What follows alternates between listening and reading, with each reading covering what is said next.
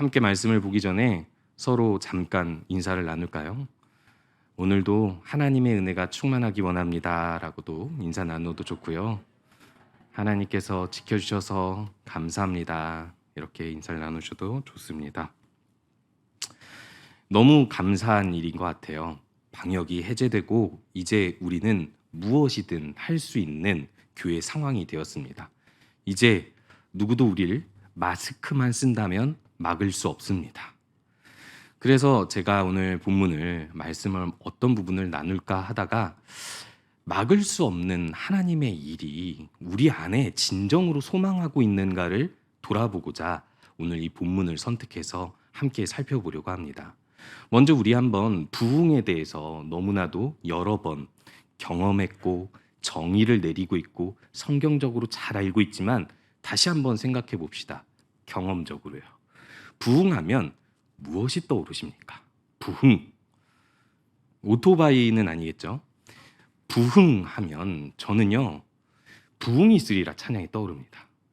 혹시 아시나요? 부흥이 있으리라 이 땅에. 그러면은 동쪽 그러면은 동쪽 코러스가 막 그럽니다. 서쪽 서쪽 남쪽에 막 이러면서 그런 신나는 찬양이에요. 근데 제가 이제 여러 교회에서 찬양하던 때에는, 그러니까 찬양 인도하던 때에는 이 부흥이 있으리라라는 찬양곡을 선곡하기가 좀 어렵더라고요. 왜냐하면 뭔가 내 마음속에 부흥을 소망하고 꿈꾸고 그것을 경험하고 있는 것이 충만해야 되지 이 찬양을 할 수 있을 것만 같은 거예요. 그것을 내가 확연히 보고 그것을 내가 확연히 소망하면서 너무 신나. 그러면 이 찬양을 할 수 있을 것 같다라는 부담감 때문에 잘 선곡을 못 하겠더라고요. 근데 왜 이 부흥이라는 단어를 생각하면 이 찬양이 떠오르냐면 부흥을 경험해 봤기 때문입니다. 공동체 가운데 부흥을 경험하면 찬양하죠. 그리고 그 찬양으로 끝나지 않고 그 찬양 이후에 여러 가지 역사들이 나타납니다. 개인의 변화, 그리고 함께 기도하면서 성령의 은사를 체험하기도 하고, 그리고 갑자기 안 나오던 아이들이 나와서 함께 말씀을 보고, 그리고 그걸 통해서 마음의 믿음의 확신을 갖게 되는 그 여러 가지 일들. 아마도 우리 성도님들도 지금 이 시간에 이렇게 금요기도에 나와서 기도한다는 것 자체가 이 부흥을 경험했고 부흥을 소망하기 때문이라고 저는 확신합니다. 그러면 우리들이 생각하는 그 부흥은 어떤 특징이 있을까요? 저는 부흥이라는 것이 어찌 보면 거창하지만 어떤 면에서 보면 그리 거창하지 않을 수도 있다라고 생각합니다. 어떤 표현이냐면요. 부흥하면 뭔가 되게 눈에 보이는 확연한 결과가 있어야만 할 것 같잖아요. 물론 사도행전에는 그런 일들이 여럿 나타납니다. 그리고 성경에서도 여럿 나타나죠. 하지만 우리들이 분명히 다시 한번 부흥에 대해서 생각해야 될 것은요. 부흥은요. 다시 살아나는 것이고 생명력 있는 모든 일을 총칭하고 있습니다. 그리고 이 부흥은 사실 가끔은 점진적으로, 가끔은 갑자기, 가끔은 폭발적으로, 가끔은 아주 조그맣게 나타나기도 하죠. 그리고 부흥의 시작은 항상 폭발적이기보다는 뭔가 한 사람의 작은 혹은 큰 헌신으로 시작하곤 합니다. 그래서 저는 부흥이란 무엇일까 다시 생각해 보면 이렇게 정의할 수 있다고 생각합니다. 하나님이 일하시는 것. 그래서 제가 거창할 수도 있지만 거창하지 않을 수도 있다라고 표현한 게 우리가 생각하는 하나님의 거창한 일들이 아닐 수도 있지만 하나님의 일은 거창하기 때문입니다. 그러면 하나님은 언제 어디서 일하실까요? 하나님께서 어디서 일하십니까? 어디서든 일하시죠. 언제 일하십니까? 언제든 일하시죠. 왜요? 우리는 잘 알고 있습니다. 우리가 믿음을 가진 이후부터 우리 안에 성령님이 계시고 우리가 하나님의 성전이 되어 우리가 어디를 가든지 하나님의 나라가 우리를 통해서 이루어지고 우리가 언제든지 주님을 묵상함으로 말미암아 주님의 임재를 경험할 수 있기 때문에 사실상 이 생명력 있는 하나님의 일은요. 개인 묵상에서도 나타납니다. 그렇죠? 공동체만이 아닙니다. 그리고 내가 헌신해서 결단해서 한 가지 행동을 해도 그것도 하나님의 일이 된다면 그것도 부흥이라고 할 수 있겠죠. 하나님은 생명과 관련된 분이고 사실상 관련된 분이다라고 표현하기보다는 근원이라고 표현할 수 있습니다. 하나님은 생명 그 자체입니다. 모든 생명이 하나님으로부터 시작했고 그리고 모든 생명이 하나님에 의해 탄생하고 그리고 생명이 유지되며 공급을 받으며 영원히 살 수 있습니다. 그래서 하나님은요, 생명력 있는 분이셔서 하나님이 계시는 어느 곳 언제든지 우리와 함께 생명력 있는 일을 하시기 원하시고 하고 계십니다. 우리가 이것을 확신한다면 언제든지 우리들이 부흥을 생각할 때 지금도 부흥이 일어나고 있고 또 부흥을 꿈꿀 수 있어야만 하는 것입니다. 단순히 제가 앞에서 이야기한 것처럼 부흥이 과거의 경험으로만 되어서는 안 된다라는 것입니다. 과거에 이런 상황에 이런 시대에 이런 공동체에서 나는 부흥을 경험했지. 사실 그것은 중요하지 않습니다. 진짜 중요한 건 과거의 내가 그 부흥을 경험할 때 나와 지금이 다른가 안 다른가가 중요합니다. 다시 한번 설명해 볼까요? 예전에 부흥이 있었고 지금은 부흥이 덜 하거나 없고 이게 중요한 게 아니라 예전에 부흥이 있을 그때에 내가 지금과 다른가 같은가만 살펴보면 된다는 것입니다. 예전에도 우리가 부흥을 경험했다면 남 때문에 부흥을 했겠습니까? 내가 다시 태어나고 내가 생명력 있는 하나님을 경험했기 때문에 뭔가 모르게 내가 부흥의 일들을 하고 있었고 그것이 함께 연합함으로 나타났으니까 우리들이 경험한 거 아니겠습니까? 그래서 우리들이 살펴볼 것은 부흥할 만한 상황, 부흥할 수 있는 공동체 그런 것들이 아닙니다. 내가 부흥했던 때의 나와 지금이 같은가 다른가만 살펴보면 됩니다. 사도행전은 그런 면에서 하나님의 일들이 어떻게 전개되고 어떻게 부흥시켜 나가시는지를 분명하게 보여주고 있습니다. 총신대학원 교수님이셨던 정은택 교수님이 쓰셨던 사도행전에 대한 연구 자료에 살펴보면요, 이 이름이 사도행전이라고 칭하는 것이 그리 어울리지 않는다라고 표현합니다. 왜냐하면 사도행전 하면은 우리가 어떤 인상을 받습니까? 사도들이 대단하다. 사도들의 어떤 행위들에 집중하게 되기 마련이죠. 그래서 누가 더 뛰어난 사도인가, 누가 덜 뛰어난가, 누가 더 많이 이름이 적혔는가, 누가 더 많이 선교했는가, 누가 더 영향력 있는가 이렇게 생각할 수 있는 오해가 있기 때문이죠. 그런데 더 사도행전에 이 하나님의 역사를 드러내주고 있는 것은 바로 예수 그리스도의 사역이라는 것입니다. 이게 무슨 뜻이냐면 복음서가 누구에 관한 일 기록하고 있죠? 예수 그리스도입니다. 예수 그리스도께서 이 땅에 오셔서 하나님 나라를 이루어 가시는 모든 부흥의 일들을 보여주고 있죠. 그리고 부활로 복음서가 마무리가 되는데 사도행전 어떻게 시작합니까? 예수님이 떠나요. 하늘로 올라갑니다. 이 제자들이 멍하게 하늘로 쳐다보니까 천사들이 뭐라고 하죠. 멍하게 보지 말고 주님 이렇게 다시 올 거니까 그때까지 너희들은 주님이 명령하신 걸 해라 라고 이야기하죠. 그리고 예수님께서 그때 한 가지 예언을 합니다. 오직 성령이 임하시면 온 유대와 사마리아와 땅끝까지 이르러 너희들이 나의 증인이 되리라 라고 이야기합니다. 명령일 수도 있지만은 사실상 예언이기도 하죠.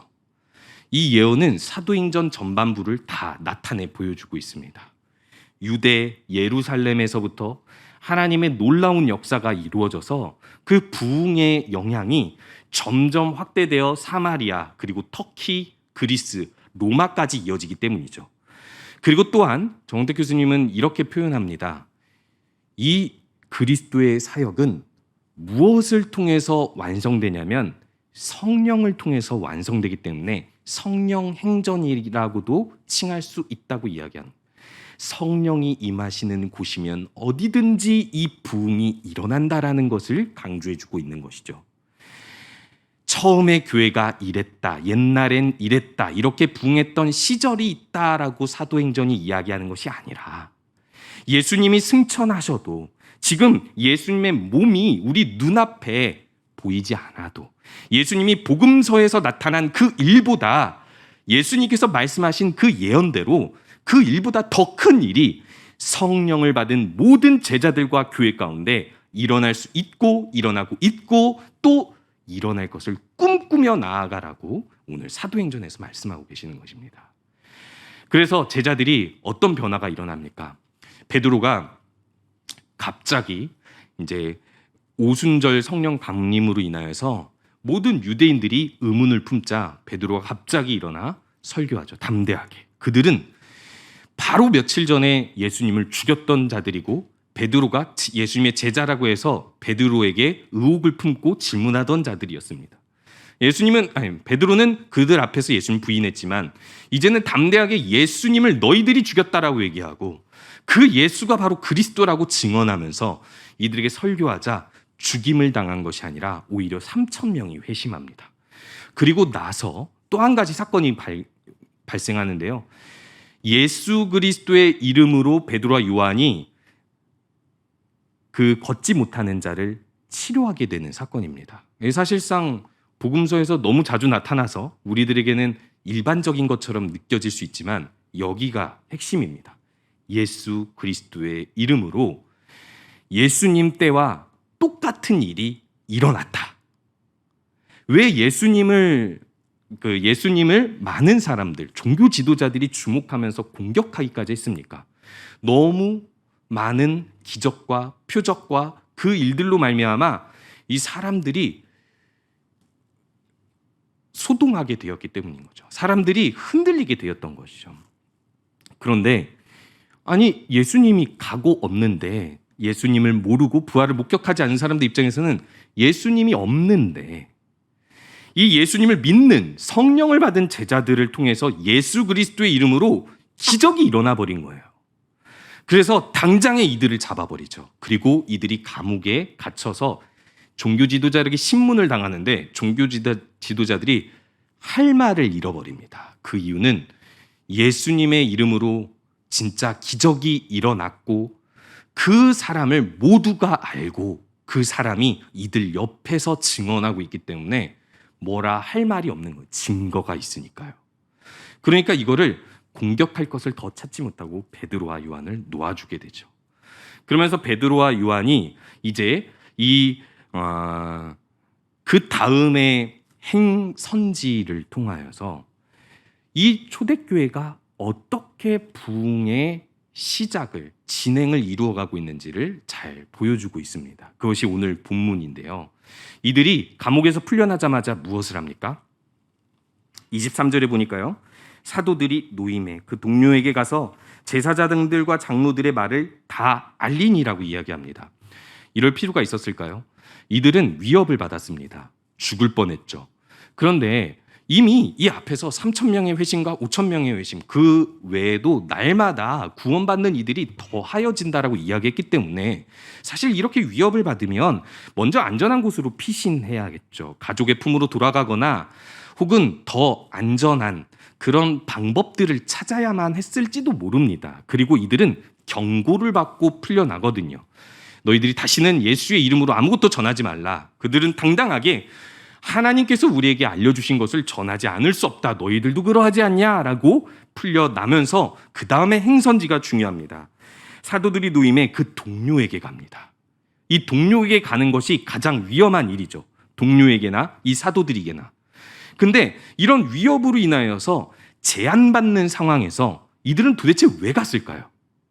뭘 기대했기 때문에 갔을까요? 이들이 놓이자마자 여기 가서 동료들에게 이 장로들과 제사장들의 말을 다 알리는 이유가 도대체 무엇일까요? 그것은 한 가지를 확신하기 때문입니다. 하나님의 말씀이 예언하신 대로 성취되었는데 그 말씀 한 구절이 이들에게 깨달아지고 그 말씀을 통해서 그리스도의 부활로 성취되었다라는 것을 함께 공유하기 위해서입니다. 즉, 부흥하는 공동체, 부흥하는 사람들의 특징은 아무도 그 어떤 위협 가운데에서도 우리들 묶어둘 수 없다라는 것을 알고 하나님께서 주신 말씀의 성취를 향하여 전진한다는 것입니다. 그게 바로 모임이죠. 믿는 자들의 모임. 여기 보니까요, 24절에 그들이 듣고 한 마음이 됩니다. 알고 이 안 것을 알리는 사람과 그것들을 들은 사람들이 동일하게 말씀 한 구절이 떠올랐다라는 것이고요. 그리고 그들은 동일하게 이렇게 하나님을 찬양하였다라고 이야기합니다. 역시 하나님은 대주제이시다. 그 세상의 어떤 주 왕들보다 뛰어난 만왕의 왕이시라는 뜻이죠. 천지와 바다 그 안에 있는 모든 만물, 그 어떤 것도 열애 없이 하나님께서 다스리시기 때문에 이 세상 권력자들, 종교 권력자들보다 하나님이 크시다라는 것을 먼저 찬양하면서 이들이 말씀 한 구절의 성취를 증언합니다. 25절에서 이렇게 증언하고 있죠. 주의 종 우리 조상 다윗의 입을 통하여 성령으로 말씀하시기를 어찌하여 열방이 분노하며 족속들이 허사를 경영하였는고 세상의 군왕들이 나서며 관리들이 함께 모여 주와 그의 그리스도를 대적하도다라고 말씀하고 있습니다. 시편 2편 다윗의 예언이죠. 그리고 다윗의 시였죠. 이 당시에도 기름 부음 받은 자를 대적하는 무리들이 있었는데 다윗은 이 무리들을 이렇게 표현하고 있죠. 세상의 열방이 분노함, 족속들이 허사를 경영함, 헛된 음모를 꾸며서 해하려 한다는 것이죠. 세상 군왕들이 나섬, 이것은 전쟁을 준비한다는 뜻입니다. 그리고 관리들이 함께 모여, 이 관리들은 높은 관직에 있는 자들로서 충분히 그 나라에서 위협을 줄 수 있는 세력가들입니다. 그렇다면 이때에도 다윗은 이 모든 위협 가운데에서도 주와 그리스도를 대적하는 이들이 있지만 그들은 허사다. 그들의 모든 일은 허사로 돌아갈 것이다 라고 하나님의 말씀은 반드시 성취되어 아무도 하나님의 일을 막을 수 없다. 기름 부음 받은 자를 통해서 일하시는 것을 아무도 막을 수 없다라고 하면서 담대하게 다윗은 하나님의 일들을 해 나아갔습니다. 그런데 그 천년 전의 일이 지금 일어나고 있다라고 지금 모든 사도들이 동일하게 고백하는데요. 이렇게 이야기하고 있습니다. 27절 보니까요.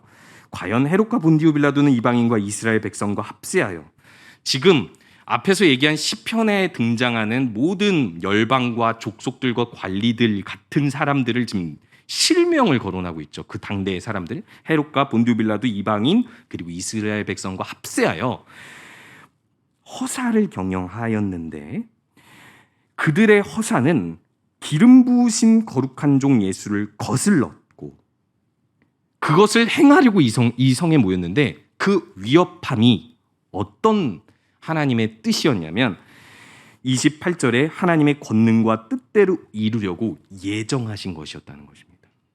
지금 일어나고 있는 우리보다 강력한 세력이 사실은 하나님의 계획 안에 하나님의 일을 이루기 위해서 준비된 과정이래요.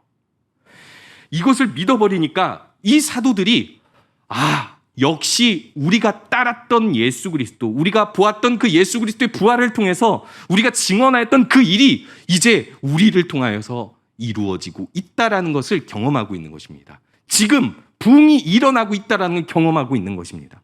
감옥에 지금 방금 갇혔다가 풀려났는데 갇혔다가 풀려나면서 이들의 일들을 보고 하나님 말씀을 떠오르고 예수 그리스도께서 부활하신 그 일을 기억하며 함께 고백하는 것이죠. 예수님의 부활도 사실상 부흥이라고 분류해 볼 수도 있죠. 표현해 볼 수 있죠. 다시 살아남으로 인하여서 우리에게 살리는 영이 되셨고 우리를 살리시는 주님으로서 나타나셨기 때문입니다. 그리고 그 부활을 목격하고 믿은 모든 사람들로 인하여서 그들의 증언으로 예수님이 말씀하신 그 부흥의 일들, 온 유대와 사마리아와 땅끝까지 이르러 증인이 되어 교회가 확장되는 일이 나타났기 때문입니다. 이 위협 가운데서도, 그 위협마저도 하나님이 그 모든 부흥의 일들로 만들어 가시는 계획 안에 있는 것이고, 그것이 부활을 통해 증명됐다라는 것입니다.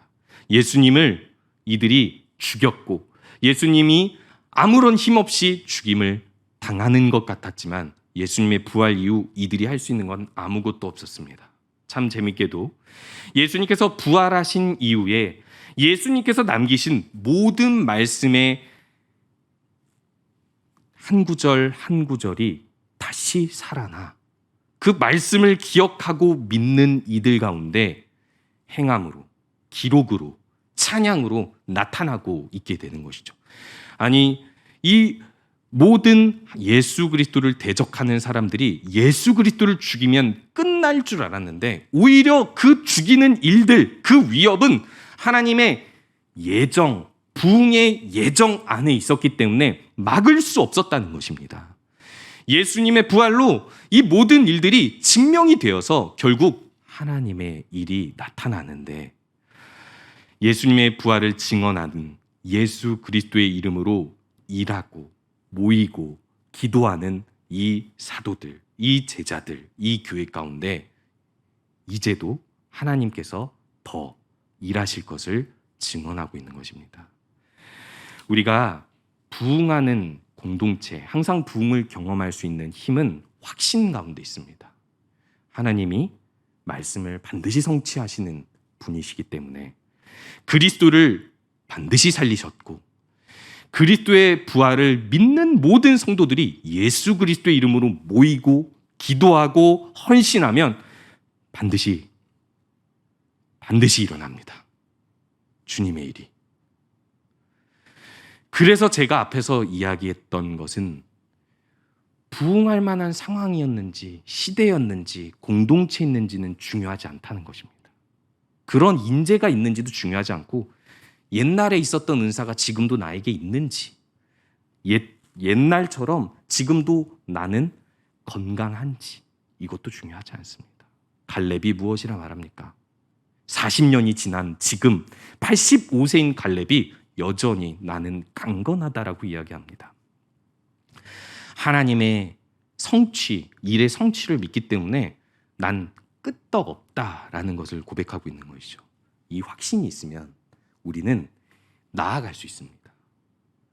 부흥하면 무엇이 떠오릅니까? 하면 이제 과거의 경험이 아니라 지금 내가 소망하고 있는 그것, 내가 보고 있는 그것이라고 우리들은 말할 수 있게 된다는 것이죠. 확신을 통해서 말입니다. 그 다음 우리들이 살펴볼 것은, 이 부흥하는 공동체는 모여서 하나님의 말씀을 확신하고 또 나눌 뿐만 아니라 기도합니다. 너무 뻔한, 너무나 잘 알고 있는 내용이죠. 근데 이 기도의 특징을 우리가 좀 더 깊이 살펴보고자 합니다.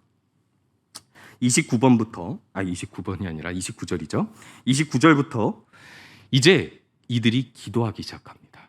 뭐라고 기도하냐면, 이제도 그들의 위협함을 굽어보시옵고 또 종들로 하여금 담대히 하나님의 말씀을 전하게 하여 주시오며 손을 내밀어 병을 낫게 하시옵고 표적과 기사가 거룩한 종 예수의 이름으로 이루어지게 하옵소서라고 기도합니다. 세 가지 기도 제목이죠. 첫 번째, 위협함을 굽어보시옵소서. 이거는 사실상 보호를 요청하는 겁니다. 구원 요청이죠. 이 두 번째, 담대히 하나님의 말씀을 전하게 하여 주시옵소서라는 기도 제목이고요. 세 번째가 무엇이냐면, 표적과 기사가 예수의 이름으로 앞에서 나타났던 사건처럼 계속해서 나타나 그 기적으로 말미암아 사람들이 하나님을 더 많이 믿게 되기를 기도하고 있는 것이죠. 이 기도를 통해서 31절에 일이 나타납니다. 빌기를 다음에 모인 곳이 진동하더니 무리가 다 성령이 충만하여 담대히 하나님의 말씀을 전하니라. 자, 부흥입니까? 아닙니까? 부흥이죠. 왜 부흥이죠? 한 사람이 더 믿었습니까? 아니요. 믿는 사람들이 변화가 일어났습니다. 공동체가 변화가 일어났습니다. 뭐가 일어났죠? 빌기를 다함에 모인 곳이 진동했습니다. 이 진동은요, 파도가 배를 흔드는 것과 같고 한 성을 지진으로 흔드는 것과 같은 진동이거든요. 이것이 진짜 물리적인 진동일 수도 있지만 우리가 이 진동이 꼭 우리에게 물리적으로 있어야 한다라는 뜻이 아니라 마치 우리 마음, 우리의 공동체가 진동한다는 거예요. 뭔가 지금 당장 객관적인 결과가 일어나진 않는데 뭔가 달라. 오늘 목장이 모였는데 뭔가 달라. 오늘 함께 기도했는데 뭔가 달라. 우리 오늘 함께 모여서 말씀을 받는데 뭔가 달라. 이거 뭔가 다름을 느낀다라는 것입니다. 그러더니 모두가 성령이 충만하여 어떤 결과를 이루냐면 하나님의 말씀을 담대히 전하니라라고 이야기하기 때문에 제가 오늘 이 세 가지 기도 제목 중에서 한 가지 기도 제목, 담대히 전하기를 기도한 것에 집중해 보고자 합니다. 우리가 기도해야 할 것이죠. 왜? 우리가 위협 속에서 위협함을 굽어보시옵고 항상 하는 기도이죠. 우리를 가로막는 모든 방해, 모든 사탄의 공격과 시험 앞에서 우리들은 언제나 그것들을 물리쳐 주시기를, 보호해 주시기를 기도합니다. 너무 자연스럽게. 그리고 또 우리들은 항상 기적을 갈구하죠. 예수 그리스도의 이름으로 우리가 기도하는 모든 일이 응답되고 예수 그리스도를 통하여서 응답된 것으로 우리가 더 하나님의 일들을 우리뿐만 아니라 우리 주변의 사람들, 우리 가족들이 보기를 원하죠. 그런데요, 우리가 정말 기도하는 것이 이 두 번째 기도 제목에 있는가를 살펴봐야 되는 거예요. 뭘까요? 담대히 하나님 말씀을 전하게 하옵소서. 상황의 변화가 아닙니다. 제가 앞에서 이야기했던 것처럼 이제 내가 변해야 되겠는데 이 위협 속에서 하나님의 말씀의 성취를 확신하고 예수 그리스도의 이름으로 부흥이 일어날 수 있다면 그 막을 수 없는 부흥이 나에게 일어나야 되겠는데 내 마음은 조그라들었다는 뜻입니다. 이 사도들이 되게 담대해 보이잖아요. 네, 담대합니다. 우리보다는요. 그런데 이들도 사람입니다. 죄인입니다. 이들이 성령 충만하였다고 하나 이들이 감옥에 있으면서 조금의 두려움도 조금의 위축도 없었겠습니까? 오늘 우리가 주목하고자 하는 것은 우리는 이것을 위해 기도하는가를 살펴봐야 된다는 겁니다. 담대함이라는 것이 무슨 뜻입니까? 원어로 보면 이 표현들이 복음서에서 많이 나타나는데 그게 어떨 때 나타나냐면 예수님이 자신의 일을 밝히 드러내신다 할 때, 비유로 자신의 뜻을 숨기셨다가 이제 예수님께서 드디어 죽으시고 부활하실 것을 밝히 드러내신다 할 때 밝히 드러내는 그 의미를 담고 있는데 이 원어로는 의미가 또 다른 의미가 함께 있습니다. 그게 뭐냐면 밝히 드러냄 옆에 대담함입니다. 저는 좀 이상했습니다. 왜 이게 같은 의미지? 밝히 드러내는 것과 대담함이 어떻게 같은 의미가 될 수 있는 것이지? 밝히 드러내기만 하면 그 드러냄으로 능력이 있다라는 것을 믿으면 대담해지잖아요. 남녀가 소개팅을 했습니다. 그리고 대담하게 식사 자리에서 마스크를 벗을 때, 나를 밝히 드러낼 때 그 마음속에 뭐가 있어야 됩니까? 나를 드러내도 괜찮아라는 대담함이 있어야 되지 않겠습니까? 우리 안에 확신이 있으면 이 하나님, 그 누구도 막을 수 없는 하나님의 부흥의 역사가 내 안에 있는, 확신하고 있는 주님의 복음과 말씀 안에 있다라고 우리가 한다면 대담함으로 이거를 전하기 때문에 이 용어는 사실상 앞에서 이야기하고 있는 위협함 속에서 우리가 대담한 마음으로 나아가게 하옵소서라는 기도입니다. 그래서 제가 이거를 먼저 두 가지로 표현하고자 합니다. 첫 번째, 이 대담함은 과감함입니다. 과감하게 나아간다라는 표현입니다. 단순히 용기가 있다 정도로 그치는 것이 아니라 내가 이 상황이 어려움을 보는 거죠. 그리고 하나님의 일이 더디 이루어진다는 것을 분명히 알고 있는 거예요.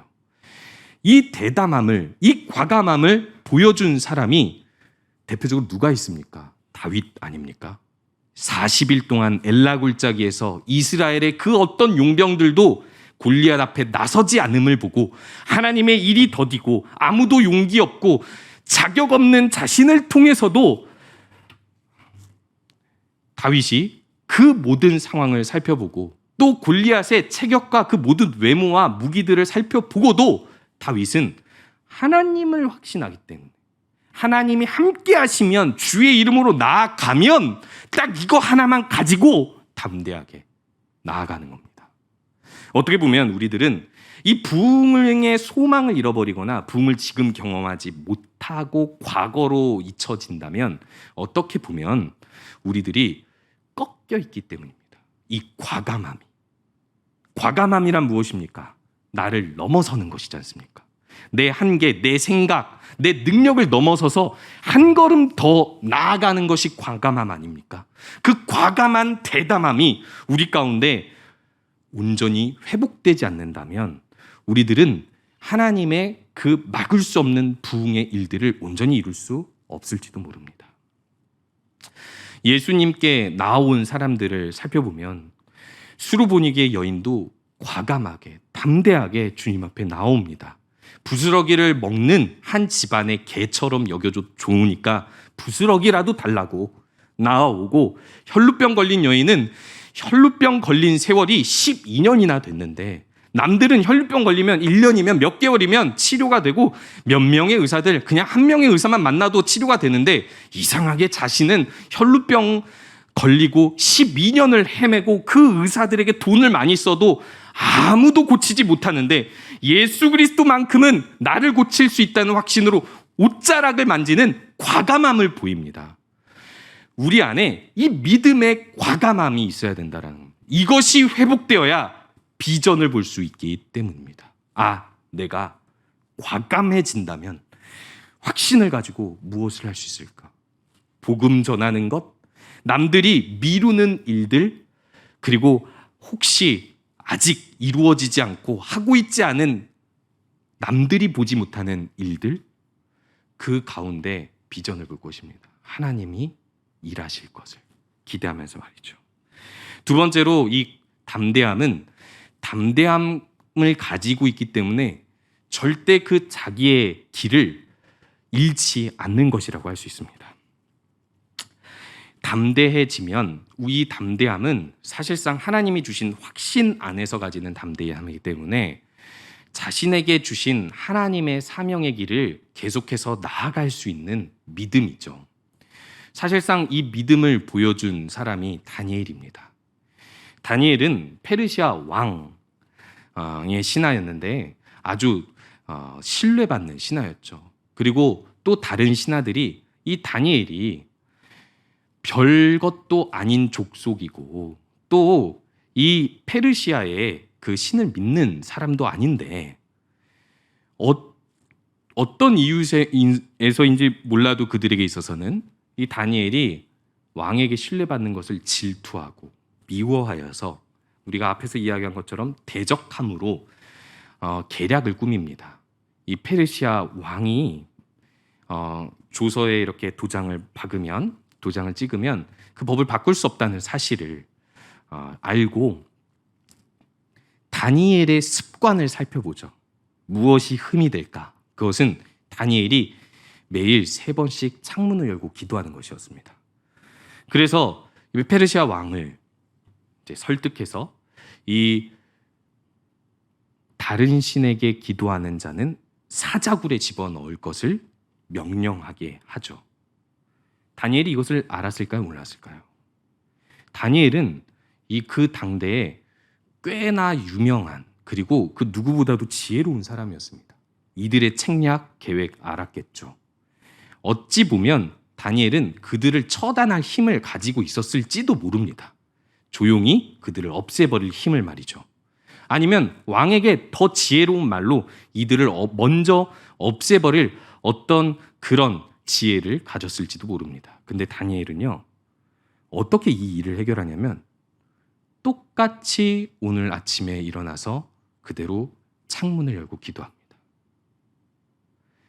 이미 그 함정을 파놓았는데, 당연히 사자굴에 다 들어갈 것이 뻔한데 자기의 길을 가죠.